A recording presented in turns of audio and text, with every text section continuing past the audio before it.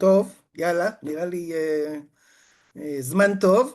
אז אנחנו שמחים לארח היום בתוכנית היומית שלנו של עיניים על עזה את פרופסור עמליה סער, שהיא קולגה בחוג לאנתרופולוגיה בחיפה. עמליה היא אנתרופולוגית שחקרה המון תחומים, באמת עסקה גם בסוגיות מגדריות בחברה הפלסטינית בישראל, וגם באנתרופולוגיה אורבנית, וגם באזרחות בעידן הנאו-ליברלי, וכן, המון המון סוגיות. והיא יותר מכל דבר אחר אנתרופולוגית מלידה, שאפילו תוך כדי האירועים, כן, שקורים ומתרחשים, יש לה בכל זאת יכולת ככה לאיזה התבוננות אנליטית ומיודעת גם תיאורטית במציאות. אז בבקשה, אנחנו נשמע את ההסבר שהיא מציעה, מדוע, כן, רוב רובו של הציבור הישראלי שותק ומקבל את הזוועות שנעשות בשמו. כן. בבקשה, עמליה, 8 דקות, ואחר כך שאלות דרך הצ'אט. תודה רבה. אז אני אקריא. אחת הסיבות לשתיקת הישראלים לגבי הפשעים של ישראל בעזה לדעתי, היא קיומו של טאבו תרבותי שאוסר לדבר על האלימות הצבאית הישראלית לצורותיה. לטאבו הזה יש מספר מקורות, שכולם מועצמים מההבניה של הסכסוך הישראלי-פלסטיני כמשחק סכום אפס, הבניה שעברה כיתוב וולגרי מאז המלחמה האחרונה. אני אמנה כמה מהמקורות של הטאבו.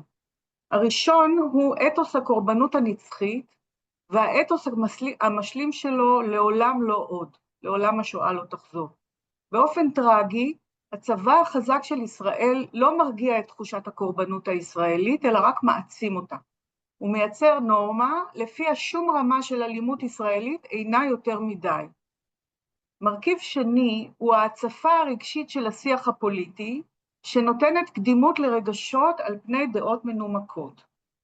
ההצפה הרגשית חוסמת דיון ביקורתי, בגלל שלהבדיל מדעות, גם עם רגשות לכאורה אי אפשר להתווכח. הדוגמה הבולטת ביותר לכך היא טראומה לאומית. אנשים בטראומה נתפסים כמי שאינם אמורים לתת דין וחשבון על מעשיהם, ובהרחבה, ישראל כמדינה בטראומה, אף היא לא אמורה לתת דין וחשבון על מעשיה. יש עוד דוגמאות להצפה הרגשית, אבל נדלג עליהן. המרכיב השלישי של הטאבו, שלא אקדיש את ההרצאה הקצרצרה הזו, הוא מרכזיות היחסים המשפחתיים בחברה הישראלית. והטענה שלי היא כזו, רוב גדול של היהודים בישראל, להוציא החרדים, נמצאים במרחק חברתי קטן מאוד מחיילים שמשתתפים באופן פעיל בכיבוש, במלחמה, או בהיבטים אחרים של הפעילות הצבאית הישראלית. החברה הישראלית היא מאוד משפחתית, ואחת הנורמות המרכזיות במשפחתיזם הישראלי היא מחויבות טיפולית רגשית כלפי קרובינו. הנורמה הזו חלה גם לגבי חיילים. עבור הישראלים היהודים, החיילים אינם דמויות אנונימיות, אלא הקרובים שלנו, ואם לא שלנו, אז של חברינו או שכנינו. וכקרוביהם אנחנו מחויבים לדאוג להם ולהימנע מלבקר אותם או להביך אותם בכל הנוגע למעשיהם בצבא. גם ככה קשה להם לחיילים, גם ככה הם מסכנים את חייהם למעננו, ומי אנחנו שנבוא ונתקע להם סיכה בבלון. גם ככה אנחנו מתים מפחד שמה יקרה להם משהו. אז מה עכשיו נתחיל להעביר ביקורת על הצבא? המנגנון התרבותי של משפחתיזם מורחב, גורס כי התפקיד של האזרחים כקרובי משפחה בפועל או בכוח של חיילים שמשרתים בצבא, הוא אחד ויחיד, לדאוג להם, לטפל בהם ולהודות להם. ביקורת על הצבא היא בגידה בקרובים האהובים שמשרתים בו ומסכנים את חייהם. סביב המנגנון הבסיסי הזה יש חגורות נוספות של נורמות משפחתיסטיות, שהן יותר מטאפוריות אבל עדיין מאוד אפקטיביות. הבולטת שבהן היא התפיסה שהחיילים הם הילדים של כולנו.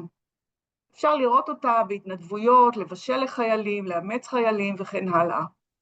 הנקודה המרכזית כאן היא שההבניה הסימבולית, לפיה החיילים הם קודם כל הילדים של, שמה את הדגש על הפגיעות שלהם.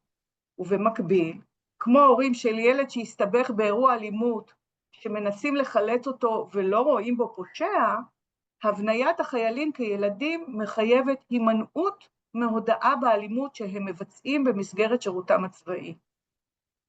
במציאות כמובן ששני הצדדים של המטבע נכונים. החיילים גם פוגעים וגם פגיעים, והדברים שלובים ללא היתר. בצד הסיכון של החיילים להיפגע פיזית, הם גם פגיעים נפשית ומוסרית מעצם המעורבות שלהם בדיכוי הפלסטינים. הם אלה שפורצים בלילות לבתים ומפחידים משפחות, הם אלה שמאבטחים מתנחלים שמבצעים פוגרומים, הם שמאיישים את המחסומים שמתעללים באוכלוסייה אזרחית, הם יכולים למצוא את עצמם עודפים בגסות גבר שנראה כמו הסבא שלהם בלי שיש להם בכלל הסבר. לעתים לא נדירות הם עשויים לראות את חבריהם מבצעים פשעים מיניים ולא להתערב, בגלל הזדהות, פחדנות או לחץ חברתי. הם שמבצעים או עדים לאחרים שמבצעים ירי על אזרחים שעומדים בתור לאוכל, והדוגמאות הן רבות ואני בטוחה שאתם יכולים להוסיף. מבחינת המשפחות, יש בישראל נורמה של שתיקה וולונטרית.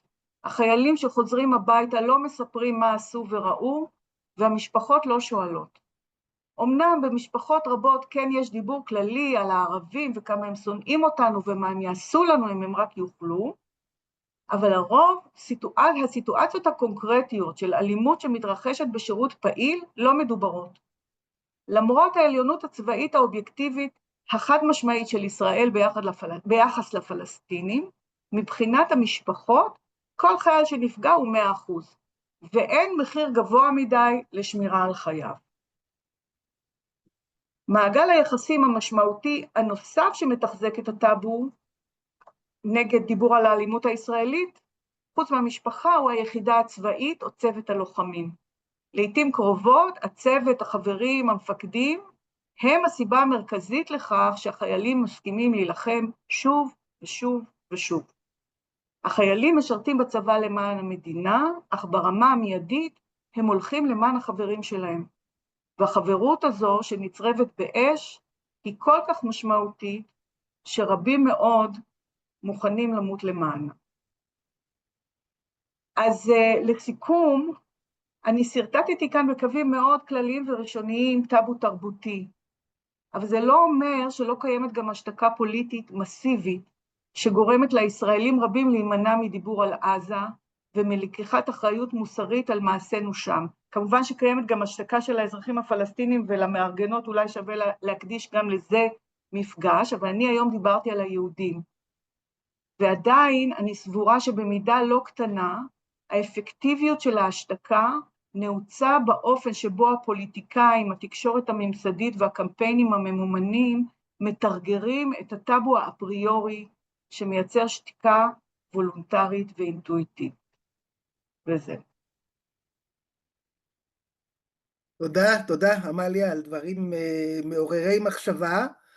אולי עד שהצטברו קצת שאלות, אני אשאל ברשותכם.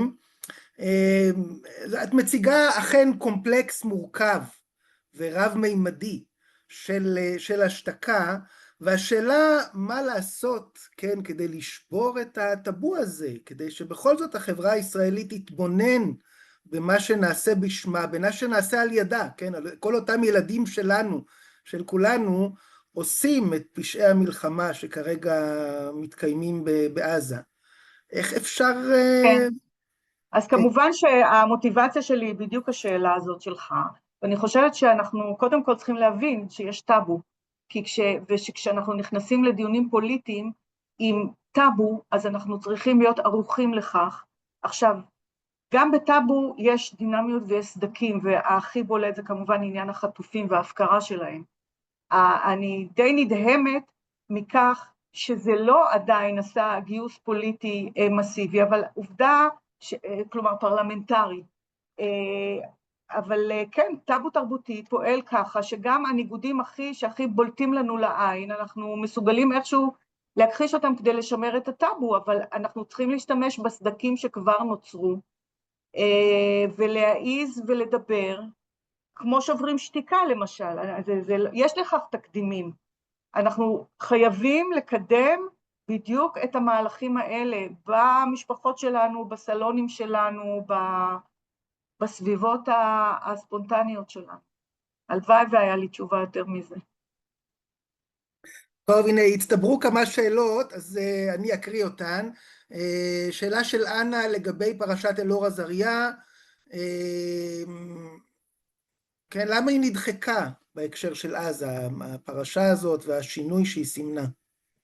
אני לא יודעת שהיא נדחקה, פרשת אלאור עזריה כתבה מאוד את החברה, גם על רקע אתני כמובן ומעמדי, כי גם יש גם מתאם בין אלה שלא הולכים לשרת בצבא וההון התרבותי והחברתי של המשפחות שלהם. אבל אני לא בטוחה שהיא נדחקה. מה שהיה מזעזע בפרשת אלאור עזריה חדל להיות מזעזע היום, אז אני לא יודעת שהיא נדחקה, אבל...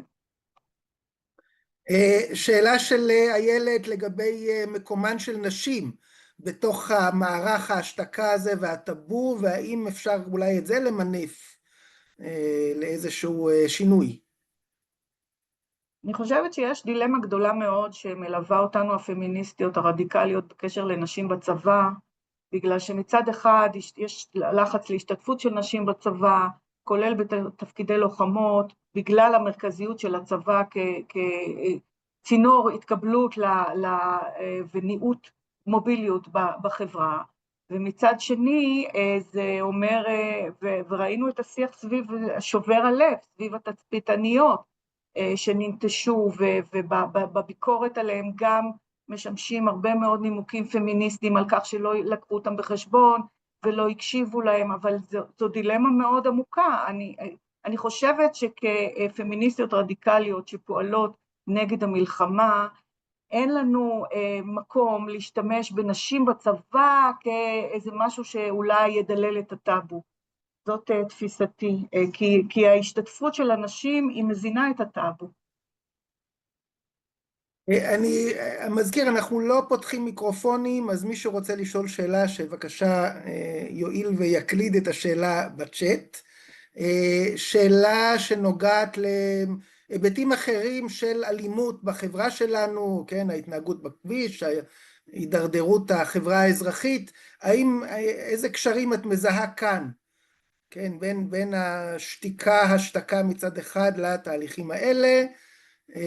ואני אגיד עוד שאלה לגבי עד כמה, כן, המינוח הזה, הילדים של כולנו, עד כמה זה ממשי, אנשים באמת מאמינים בזה, או שזה איזה מין הכרזה מטאפורית, כן. אני אתחיל אולי מהשאלה השנייה. אני חושבת שההכרזות האלה, הכוח שלהם הוא הולך ומתפוגג במין מעגלים קונצנטריים. לא כל הישראלים חושבים על החיילים בתור הילדים של כולנו, זה גם עניין של קהילות יותר הומוגניות, זה עניין של תתי קבוצות בחברה הישראלית. אז אני לא זוכרת מה הייתה השאלה, אבל מה הייתה השאלה לגבי הילדים של כולנו, עד כמה זה? עד כמה זה ממשי או מטאפורי? באמת אנשים חושבים ככה על לא, כלל החיילים? זה מטאפורי, ברור שזה מטאפורי, אבל זאת מטאפורה שעוזרת להתמקד בפגיעות של החיילים ולא בפוגענות שלהם. והשאלה הקודמת על האלימות בכביש, אני לא רואה שיש לה איזה קשר מיידי פה, אני לא, זאת אומרת, אני מתפתה לעשות הסבר שיסביר את הכל, אבל אני אמנע ממנו כרגע. כן, עוד שאלה, בונדי. שיחה חשובה מעניינת, לצד זאת ראוי להעמיד את התזה הזו אל מול התזה של רז ובונדי מספרם הלקסיקון של הברוטליות, שמצביעים דווקא על החגיגה הפומבית של האלימות מאז ה7 באוקטובר, כפי שבא לידי ביטוי בהתבטאויות יהודים וכן מדיניות גלויה. נכון, אני מסכימה מאוד שזה, ותודה על ההערה הזאת, ואני חושבת שבאמת בפיתוח המלא, אז בטח שאני רוצה ללכת לכל מיני פרדוקסים אפשריים, כי אנחנו בהחלט, וזה מחזיר אותי גם לאלאור עזריה, הוולגריזציה המתקדמת הפרוגרסיבית של השיח הפוליטי בישראל, היא כבר לא רק החיילים שעטופים בצמר גפן, היא גם החיילים שאונסים ומעלים את התמונות לרשת, והיא גם חגיגה ממש אגרסיבית של מעשי אלימות גלויים. אז גם זה בבחישה מאוד מאוד ברורה של הימין הפונדמנטליסטי הקיצוני, וזה בכלל חלק ממה שאני מזהה כנפילה כללית של הישראלים לבזות במהלך המלחמה. אבל אז אני מסכימה שזה גם מרכיב. אני חושבת שעדיין המרכיב של החיילים בתור הקרובים שלנו, הוא לא איבד מכוחו, אבל הוא עומד מול מרכיבים נוספים, וחוץ מזה שהחיילים הם פגיעים, ההבניה שלהם בתור הקרובים שלנו, היא מסנדלת רבים מאוד מהישראלים היהודים מלהעביר ביקורת, גם כאשר זה נורא מביך ומזעזע להיוודע לזה שהם עושים אלימות ברוטלית נגד אזרחים. אז זה גם המרכיב של הפגיעות, אבל קודם כל המרכיב של המחויבות המשפחתית, הקונקרטית והמורחבת, המטאפורית כלפי החיילים. אני קורא עוד שאלה, אם לוקחים ברצינות את ההתייחסות לטאבו החיילים, אוי, זה קופץ. אולי אפשר להציע אסטרטגיה של התקת הפוקוס מהחיילים למשפחות, לאימהות שלוקחות אחריות אימהית אזרחית על שליחת הבנים למלחמה, ומפנות את המיקוד אל הנמען הרלוונטי, קובע המדיניות. זה בלט מאוד בסערה של יאיר גולן, האוטומט הזה של הגנה לחיילים פועל למסך את הנמען העיקרי של השיח, שהם קובע המדיניות. זה במחשבה על מה ניתן לעשות, כן, כדי לשבור את הטאבו הזה. כן, תראו, גם עוד פעם, הטאבו, הוא עובד כי הוא עובד באופן ספונטני ואינטואיטיבי, אבל אם מעיזים לדבר ולא להיבהל בהדיפה הראשונה, אז כן, גם במשפחות יש הרי כל מיני סוגים של יחסים, והאימהות אצלנו תמיד מתגייסות בשם האימהות, גם נגד המלחמה, וגם עם זה יש לי דילמה פמיניסטית, אבל אני אעזוב אותה. אבל מאחר שזה כבר קיים במרחב הציבורי, אז כן, אני חושבת שבהחלט אפשר לתבוע גם אחריות הורית על האלימות של החיילים, ולא רק על הפגיעות שלהם. כן, מקווה שעניתי. יש כאן שאלה או הערה של שלי שנהב לגבי המושג טאבו, כן, שאכן מחזיק, אני חושב שזה מחזק את מה שאמרת, אכן הוא שולט במותר והאסור ומשתיק אותנו באופן אקטיבי, כן, בכל מיני שדות. אולי אני אגיד בהקשר הזה שאנחנו הרי כולנו, כל מי שפעיל בשמאל, אנחנו מתמודדים הרבה עם התחושה של השוקת השבורה, והשיח הפוליטי הרבה פעמים הוא שיח רציונליסטי, שיח שמנסה, אנחנו רואים את זה במאבק נגד ההפיכה המשטרית, אבל עד כמה שנכיר בזה, בתפקיד הקריטי שיש לזהויות, להזדהויות ולרגשות ולטאבואים תרבותיים, ונצליח לתת להם שם ולהסתכל עליהם, אולי זה קצת יקדם את היכולת שלנו גם לא להיתקע בלופים של שיח בין חרשים. אולי. יש כאן עוד הערה או הצעה של יוני, שכן מתאר איזו סיטואציה עם סטודנטית שסרט שמוקרן עושה לה ריאקטיביזציה של הטראומה, ולכן, כן, אם אני מבין נכון, מציע בעצם לגשת לחומרים, לנסות איכשהו לתווך אותם, או כן, כדי לחדור את חומת ההשתקה. אני מקווה שאני מבין בהקשר נכון. הזה אני רוצה להגיד, כל הנושא של טריגר אלרט, שנעשה מאוד מאוד פופולרי, וגם הוא בא אלינו במסגרת הקפיטליזם הגלובלי, בטיסה ישירה מארצות הברית, אז כל מה שכתבתי עליו וגם פרסמתי, ההצפה הרגשית של השיח הפוליטי, היא לא המצאה ישראלית, היא חלק מהתפנית הרגשית של הקפיטליזם המאוחר, לא צריך להתרגש מזה כל כך. אז זה עושה לה טריגר, כי היום היא יודעת להגיד שזה עושה לה טריגר. אם אנחנו עושים מאבק פוליטי, אז אנחנו צריכים להיות מסוגלים, לא להיבהל כל כך מטענות רגשיות, טענות על טריגרים, טענות על אבל אם את אוהבת אז את שונאת וכן הלאה וכן הלאה. חובה שנצליח. טוב, אני חושב שבדברים החשובים האלה אנחנו נסיים את המפגש המרתק הזה. ניפגש מחר להרצאה של דותן הלוי, שהוא אולי המומחה היום בין ההיסטוריונים הישראלים לעזה, אז אני בטוח שזה גם יהיה מרתק. תודה רבה.